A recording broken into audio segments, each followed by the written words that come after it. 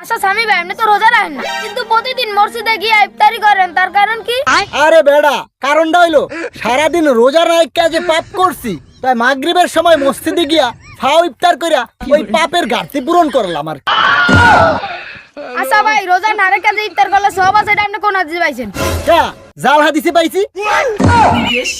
আল্লাহর বালা বন্ধ খা রাজ্য। স্বামী ভাই, আজকে আপনি রোজা রাখছেন?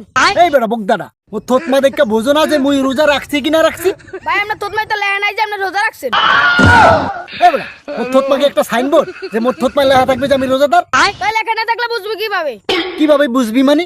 আরে বেড়া দেহস না, মোর থতমাটা হুগাই এককালে লোটটা শুটকি নান হয়ে আছে, তাই এই দেখা বোঝো না যে মুই রোজা রাখছি। এই মিয়া, আপনার মুখ দেখে তো বোঝা যায় একটু আগে আপনি বাসা থেকে গরুর মাংস দিয়ে ভাত খাইছেন।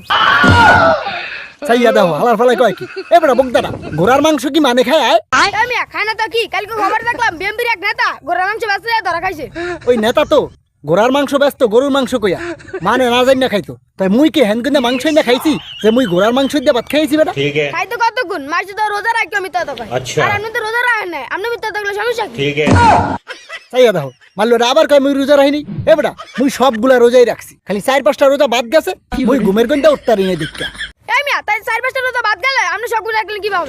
মিথ্যা কথা কর জাগাবেন না। এ বেটা হন, মুই কোনো মিথ্যা কথা কই না। মুই যে 4-5টা রোজা রাহি নাই, এই 4-5টা রোজার বদলে সিন্নির না মুই গরিব মানের খাওয়াই দিছি, তো এই ঘাটতি মোর পূরণ হয়ে গেছে না? তাতে কি আপনার 5টা রোজা কি হইছে? হ্যাঁ হইছে না? দূর মিয়া যান, আপনার কথাই কম না। হ্যাঁ যা যা, একজন রোজাদারের লাগে বেশি কথা কইস না, কইলে মোর রোজাদার খেতে হইব যা। আচ্ছা সাহেব, আমি তো সুদের ব্যবসা করি, এটা তুই ভালো করেই জানোস। জানি তো, তো কি হইছে? না তেমন কিছু হয় নাই, রমজান মাস আইছে তো রোজা টোজা রাখি, আবার নামাজ কালাম পড়ি, টুপিও মাথায় দিছি, তাই আমি আমার এই আদ্যা তো সুদের কারবার করতে পারি না, তাই আমি ভাবতে আছি তোরে আমার লগে অ্যাসিস্ট্যান্ট হিসেবে রাখবো, তুই এই আদ্যা টাকা পয়সা লেনদেন করলি। হ্যাঁ, কি কর? আমি আপনার লাগে সুদের ব্যবসায় তাও আপনি ভাবলেন কি করে? কে? সমস্যা কি? তুমি আমার লগে থাকলে ভালো একটা বেতন পাইবা, তোমার তো আর আমি মাগনা খাটাবো না। আর মেয়ে রাখেন আপনার বেতন, আপনি কয় টাকা বেতন দিবেন? হ্যাঁ, তোমার কয় টাকা বেতন লাগবো আমারে কও, আমি হেয়াই দিমু তোমারে। মিয়া, এত বাহাদুরি দেন না, সুদের টাকা সবসময় থাকে না। হ্যাঁ মিয়া, তুমি কি কও মিয়া সুদের টাকা থায় না? মুই এই সুদের ব্যবসা কইরা গাড়ি বাড়ি সব কইরা লইতে আসি, আর তুমি কও সুদের টাকা থায় না? এই মিয়া, তোমার এত বেসাল ভাল লাগে না? তুমি মোর লগে থাকবা কিনা কও, না থাকলে আমার কত লোক আছে মিয়া, বাদ ছিড়াইলে কাকের অভাব আছে? আপনার লাগে থাকার কোনো প্রশ্ন আসে না। ওই সব সুদের মধ্যে আমি জড়াইতাম না বাবু। একাল চেদরা কইতে আছে ওইসব সুদের মধ্যে থাকতে পারবো না। আর মিয়া সুদ ছাড়া কে আছে?